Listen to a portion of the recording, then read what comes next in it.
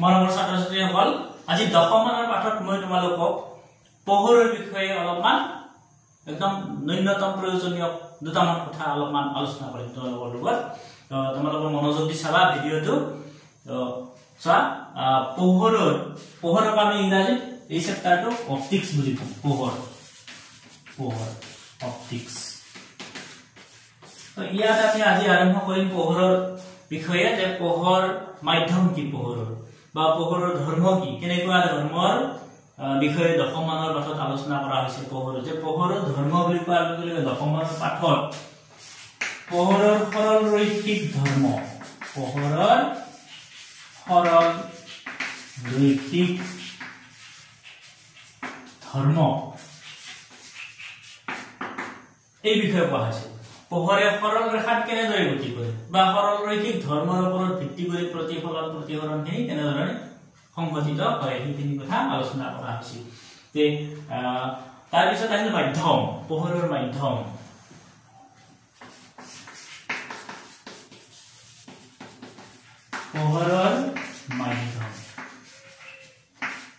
পোহৰৰ মাধ্যম বুলি কোৱাৰ লগে লগে পোহৰ অগ্ৰসৰ হওঁতে কেনেকুৱা ধৰণৰ মাধ্যম, মানে পোহৰ যাব পৰা পদাৰ্থবিলাক কি কি বা পোহৰ কি কি পদাৰ্থৰ মাজেৰে পাৰ হৈ যাব পাৰে, কোনবিলাক পদাৰ্থৰ মাজেৰে পোহৰ পাৰ হৈ যাব নোৱাৰে, পোহৰৰ অগ্ৰসৰ বা গতিপথত কেনেকুৱা ধৰণৰ কণিকা আছে, সেইবিলাকৰ ওপৰত ভিত্তি কৰি পোহৰৰ মাধ্যম তিনিটা ভাগত ভাগ কৰা হৈছে। যে পোহৰ পাৰ হৈ যাব পৰা মাধ্যম, স্বচ্ছ মাধ্যম, অস্বচ্ছ মাধ্যম আৰু এটা আছে ইষৎ স্বচ্ছ মাধ্যম। স্বচ্ছ আৰু অস্বচ্ছ মাধ্যমৰ মাজত আমি পাৰ্থক্য পাওঁ, যে ইয়াৰ মাজেৰে পোহৰ পাৰ হৈ যাব পাৰে, ইয়াৰ মাজেৰে পোহৰ পাৰ হৈ যাব নোৱাৰে। পোহৰ পাৰ হৈ যাব পৰা পদাৰ্থবিলাকক আমি স্বচ্ছ মাধ্যমত লৈছো, যাব নোৱাৰা বিলাকক অস্বচ্ছ মাধ্যমত লৈছো। যেনে বায়ু, পানী, কাঁচ এইবিলাক স্বচ্ছ মাধ্যম, বা অন্যান্য যিবিলাক কাঠ বা ঘৰৰ ৱাল, এই কাগজ, ডাঠ কাগজ এইবিলাক অস্বচ্ছ মাধ্যমত লৈছো। এতিয়া পোহৰ কৈছো নহয় সৰল ৰৈখিক গতি বা সৰল ৰৈখিক ধৰ্ম। পোহৰে কি সৰল ৰেখাত গতি কৰে, গতি কৰাৰ লগে লগে পোহৰৰ বেগ আছে, পোহৰে গতি কৰে মানে পোহৰৰ বেগ আছে। তো এটা নিৰ্দিষ্ট বেগ আছে পোহৰৰ। এতিয়া সেই বেগ কিমান, পোহৰৰ বেগৰ কথাটো যদি আমি কওঁ, যে পোহৰৰ বেগ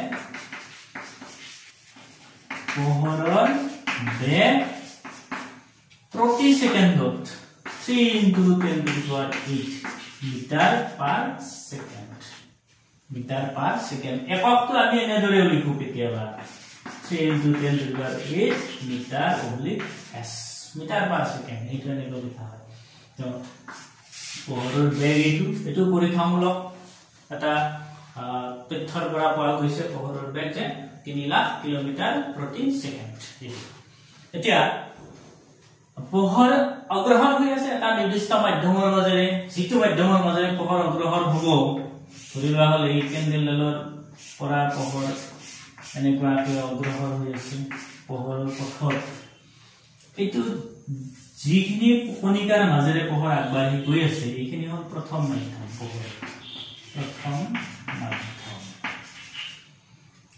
যদি সন্মুখত ধৰি লোৱা হ'ল এটা ইটাৰ টুকুৰা আছিল এনেদৰে, বা এটা কিবা পাত্ৰ এটা আছিল, ডাঠ ইটাৰ টুকুৰা এটা আছিল, ইয়াত পোহৰ পৰিল, কি ঘটনা ঘটিব? পোহৰটো পাৰ হৈ যাব নোৱাৰে। অস্বচ্ছ মাধ্যম, ইটাৰ টুকুৰা বা ৱাল বা এটা কাৰ্টন আছিল, ডাঙৰ এখন কিতাপ আছিল, অস্বচ্ছ মাধ্যমত পৰিলে পোহৰ প্ৰথম মাধ্যম বায়ু বা অন্য যিকোনো যাৰ মাজেৰে পোহৰ পাৰ হৈ আহিব পাৰে, এইখিনি মাজেৰে আহি পোহৰ ইয়াত পৰে। বা আপতিত হ'ল পোহৰ আহি পৰা ঘটনাটোকে আমি আপতিত হোৱা বুলি কওঁ। যিটো ৰশ্মি আহি পৰিল সেই ৰশ্মিটোৰ নাম হ'ব আপতিত ৰশ্মি।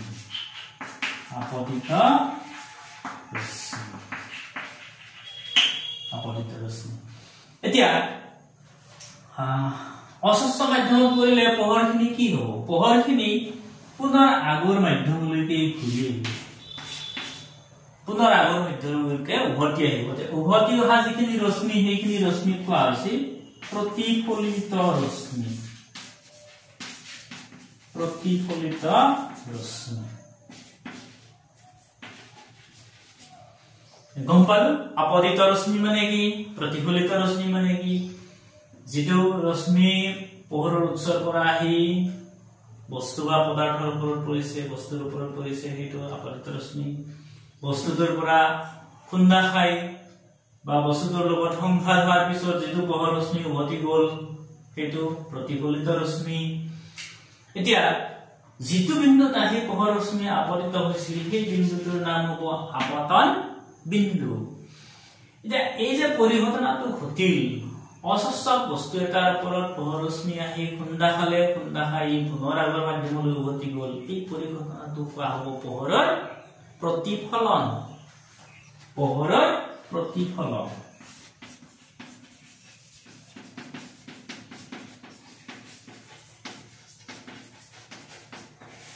গম পালো পোহৰৰ প্ৰতিফলনৰ বিষয়ে আমি গম পালো এতিয়া দ্বিতীয় ঘটনাটো হল কি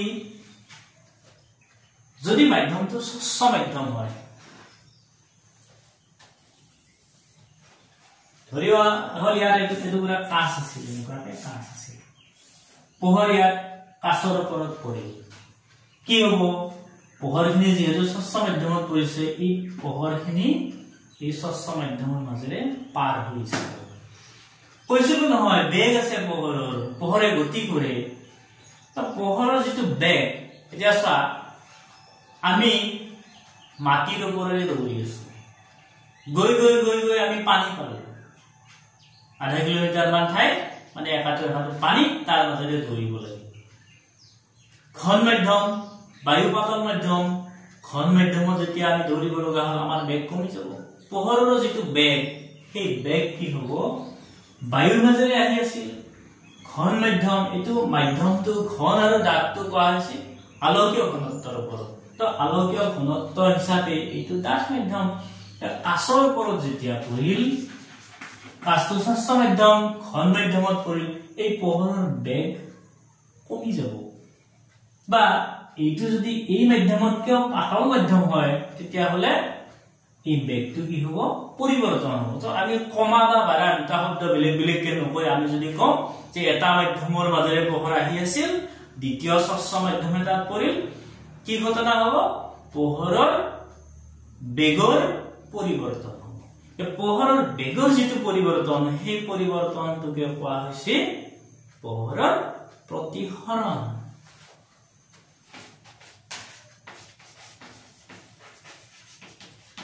পোহৰৰ প্ৰতিফলন এটো দ্বিতীয় পৰিঘটনা তো আমি আজি দুটা পৰিঘটনাৰ বিষয়ে গম পালো যে পোহৰৰ প্ৰতিফলন কি আৰু প্ৰতিফলন কি দুইটা ক্ষেত্ৰতে কিন্তু নিয়ম আছে পোহৰৰ প্ৰতিফলনৰো নিয়ম আছে প্ৰতিফলনৰো নিয়ম আছে